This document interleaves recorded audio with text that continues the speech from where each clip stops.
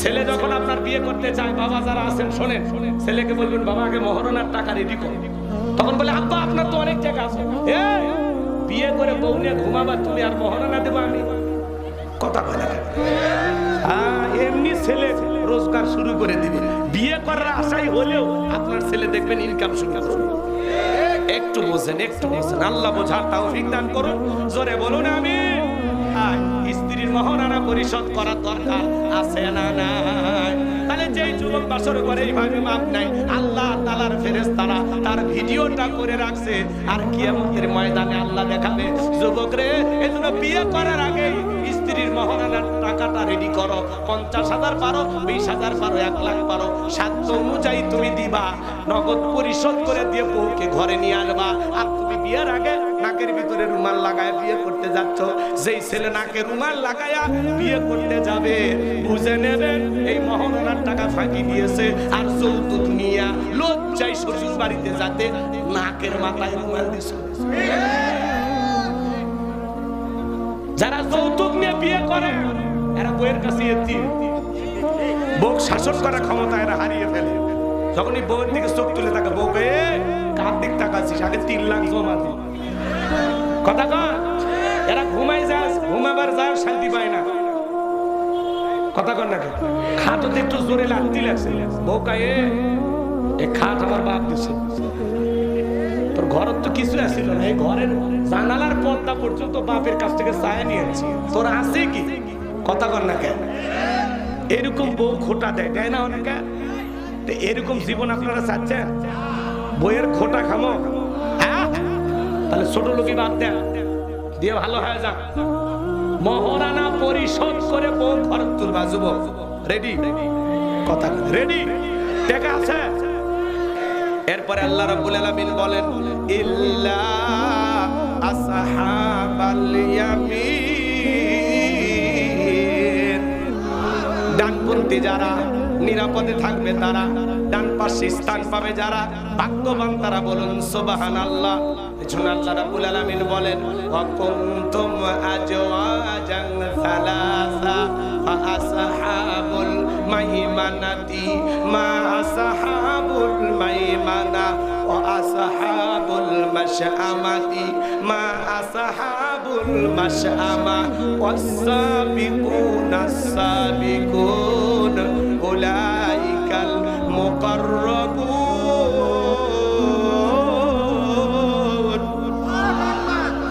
আল্লাহ তাআলা বলেন সূরা ওয়াকিয়ার ভিতরে, কঠিন কিয়ামতের ময়দানে মানুষকে আল্লাহ 3 শ্রেণীতে ভাগ করবে। এর মধ্যে ডানপন্থী যারা জান্নাতে যাবে তারা বলেন সুবহানাল্লাহ।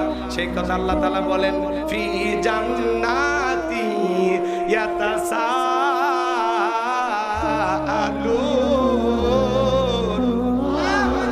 আল্লাহ বলেন ডান পাশে যারা থাকবে তারা জান্নাতের বাগানে প্রবেশ করবে। তারা জান্নাতের বাগানে প্রবেশ করার পরে একজন জান্নাতি আর একজন জান্নাতীর সাথে পরস্পরে গল্পে লিপ্ত হয়ে যাবে। বলুন সুবহানাল্লাহ। একজন জান্নাতি আর একজন জান্নাতীর সাথে পরস্পরে কি করবে? গল্প করবে, আলোচনা করবে, একে অপরকে দেখে চিনে ফেলে দিবে। বলুন সুবহানাল্লাহ। আমি আজকের মাহফিলে দোয়া করলাম, আল্লাহ আজকের মাহফিলের সভাপতি নাজমুল হোসেন, আল্লাহ তোমার গোলামকে তুমি যেই জান্নাত দিবা ওই একই জান্নাতে আমারেও কবুল করে নিও।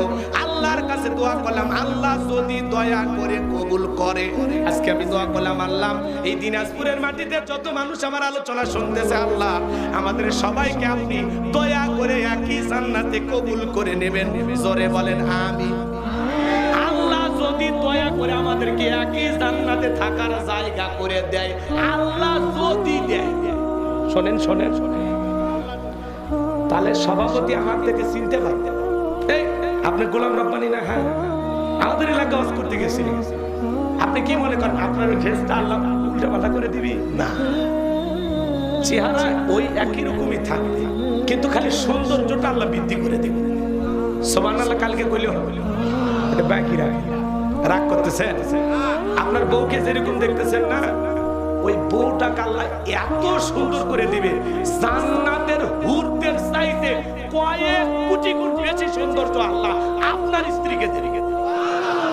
আপনি কি মনে করতেছেন নাক দেখা এটি না তিল আছে এটি সমস্যা, এলে দুনিয়ার পাপ ফাটা মনে হচ্ছে? জান্নাত গেলে ভুলতে পারবেন না। অতএব যা ভাগ্যে দুনিয়া ছুটছে ওটা মাইনে নিয়ে খালি আমল করে। দুইজন কি করে? খালি নিয়মিত আমল করে। বউরে বোঝা যে সোনা, এই জীবনের সাথী না, পরকালে তোরে জান্নাতের সাথী বানাইতে চায়। বউ খুশি হয়ে আমল করবে, আপনার জীবনটা ভালো কাটবে, পরে জান্নাতে তো দেখা হবে। কথা কয় না? জান্নাতে আপনার বউকে দেখে আপনি চমকে উঠবেন, চমকে উঠবেন, বুঝেননি? আপনি অবাক হয়ে তাকিয়ে থাকবেন, যেটা কি দেখেছি। রাগ করতেছে? আপনার বউ নিয়ে জান্নাত তো যাবার চান না? মা বোনেরা কিন্তু এখন খুশি হচ্ছে, করছে এই হুজুরক আল্লাহ 150 বছর আয়াত। রাগ করতেছেন মনে হয়? গভীর মনোযোগ দিয়ে কথাগুলো শুনে যান বাজার। একজন আর একজনের সাথে দেখা হবে, গল্প হবে। আপনারা যদি জান্নাতে যান, আমিও যদি যাই, আপনারা আমাকে চিনতে পারবেন, আমিও আপনাদেরকে চিনতে পারবো যদি দেয়। অনেকে বলতেছেন হুজুর দোয়া করলে জান্নাত অতই সহজ। তাহলে ছোট্ট একটা ঘটনা আপনাদেরকে শোনাই, অনেকেরই জানা আছে। আল্লাহ নবী মুসা আলাইহিস সালাম আল্লাহ তাআলাকে ডেকে বলেন, আল্লাহ আমারে কি আপনি জান্নাত দেবেন? আল্লাহ ডেকে বলে, পয়গম্বর এটা কেমন কথা? কেন তোমারে জান্নাত দেব না? অবশ্যই আমি আল্লাহ তোমাকে জান্নাত দেব। পৃথিবীর সকল নবীরা জান্নাতি। সুবহানাল্লাহ। এইবার নবী মুসা প্রশ্ন করে, আল্লাহ জান্নাত তো দেবেন বুঝলাম, জান্নাতে আমার প্রতিবেশী কে হবে জানতে চাই। প্রতিবেশী যদি ভালো হয়, বসবাস করে শান্তি পাওয়া যায়। দেখেন না মাঝে মাঝে প্রতিবেশী ঝগড়া লাগে, ব্যারিকেড দেয়, বলে আমার সাথে ঝগড়া করে আমার বাড়ি থাকতে হেঁটে যাবে, ব্যারিকেড দিলাম, যা কোন দিক দিয়ে যাবে। কথা বলে প্রতিবেশী ভালো হওয়া লাগে। আল্লাহ নবী মুসা আলাইহিস সালাম আল্লাহ তাআলা ডেকে বলেন, পয়গম্বর জান্নাতে তোমার প্রতিবেশী হবে যে দুনিয়াতে বর্তমানে একজন কসাই। এসে ডেকে বলে, আল্লাহ দুনিয়াতে এত মানুষ থাকতে কসাই কেন আমার সাথে জান্নাতে যাবে? আল্লাহ বলে, সবই যদি আমি বলে দেই তাহলে নবী বানায় কি করলাম? তোমার তো দায়িত্ব আছে, যাও কসাইকে কেন জান্নাত দিলাম নিজে দেখে আসো। সুবহানাল্লাহ। এইবার নবী মুসা চলে গেলেন, বাজার থেকে কসাই গোশত বিক্রি করে বাড়ির পথে রওনা করেছেন। নবী মুসা কাছে যায়, বলে কি ব্যাপার, কই যাও তুমি? বলে দিলাম নিজে দেখে আসো। সুবহানাল্লাহ। এইবার নবী মুসা চলে গেলেন, বাজার থেকে কসাই গোশত বিক্রি করে বাড়ির পথে রওনা করেছেন। নবী মুসা কাছে যায়, বলে কি ব্যাপার, কই যাও তুমি? বলে আমি বাড়িতে যাইতেছি। নবী মুসা ডেকে বলে, কসাই আজকে যদি আমি তোমার বাড়ির মেহমান হই, তোমার কি কোনো আপত্তি আছে? বলে না, আলহামদুলিল্লাহ। এই কথা বলে কসাই বাড়িতে নিয়ে গেলেন, সুন্দর করে বস্তুগুলো রান্না করলেন বাটির ভিতরে নিয়ে। জনম দুঃখিনী মা চোখে দেখতে পারে না, অন্ধ মায়ের মুখে খাবারগুলো তুলে তুলে দিলেন। দুঃখিনী মায়ের যখন খাবার খাওয়া শেষ হয়ে গেল, আসমানের দিকে হাত তুলে ধরে বলে, আল্লাহ এই জামানার নবী মুসা যেই জান্নাতে থাকবে, আমার ছেলেটাকেও তুমি একই জান্নাতে কবুল করে নিও। এইবার যখন চলে আসলেন কসাই, নবী মুসা ডেকে বলে, কসাই একটা বৃদ্ধ মানুষের কণ্ঠে, মহিলার কণ্ঠে দোয়ার আওয়াজ শুনতে পাইলাম। মহিলাটাকে বলে, আপনি কিছু মনে করবেন না, ওইটা আমার মা। প্রতিদিন আল্লাহর কাছে দোয়া করে, আল্লাহ এই জামানার নবী মুসা যেই জান্নাতে থাকবে, ওই একই জান্নাতে আমারও কবুল করে নিও। আপনি বলেন, কই জামানার নবী মুসা আর কই আমার মতো সামান্য কসাই, আল্লাহ কি কখনোই দোয়া কবুল করতে পারে? নবী মুসা ডেকে বলে, কসাই আমি হলাম এই জামানার নবী মুসা, আর তোমার মায়ের দোয়া আল্লাহ কবুল করেছেন। আল্লাহ তাআলা আমাকে নিজে জানিয়ে দিয়েছেন, আমি যেই জান্নাতে থাকবো ওই একই জান্নাতে আল্লাহ তোমারেও কবুল করে নিয়েছেন তোমার মায়ের দোয়ার কারণে। বলুন সুবহানাল্লাহ। মায়ের দোয়ার কারণে একটা কসাই যদি নবী মুসার সাথে জান্নাতে যেতে পারে, সেই মা বাবার দোয়া নেওয়ার দরকার আছে না? না।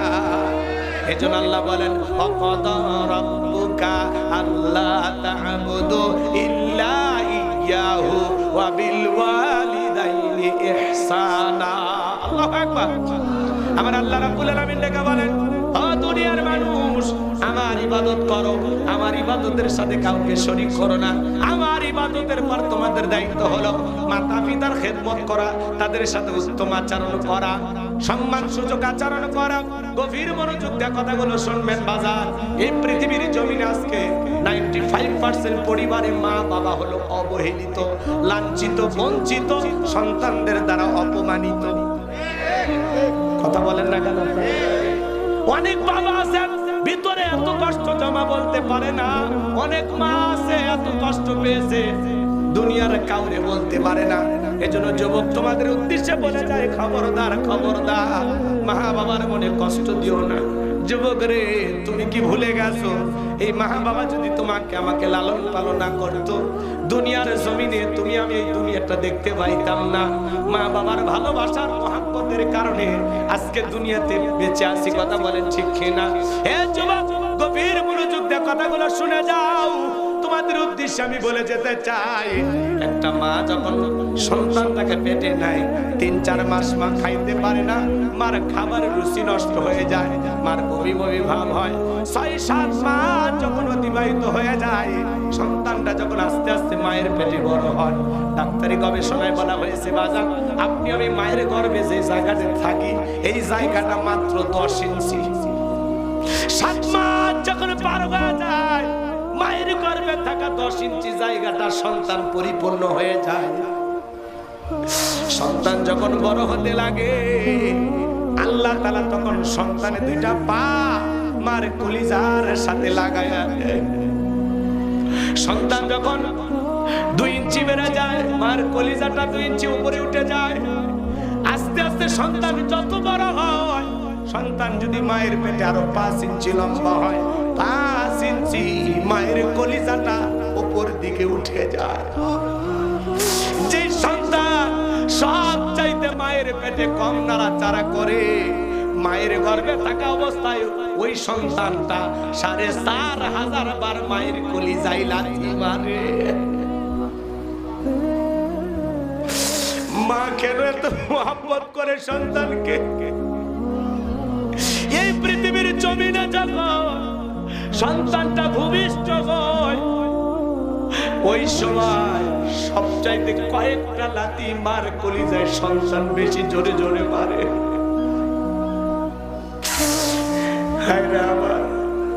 ৮-৯ মাস যখন হয়ে যায়, দেখেন না মার পেটটা কত বড় হয়ে যায়।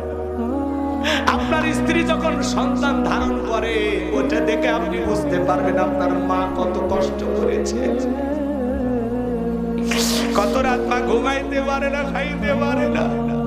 সন্তান যখন আস্তে আস্তে বড় হয়, আমার ভাইয়েরা, 10 মাস 10 দিন যখন অতিবাহিত হয়ে যায়, সন্তান যখন দুনিয়ার জমিনে ভূমিষ্ঠ হয়, প্রসবের যে যাতনা, কি যে ব্যথা, কি যে কষ্ট, দুনিয়ার মা ছাড়া কেউ বুঝবে না।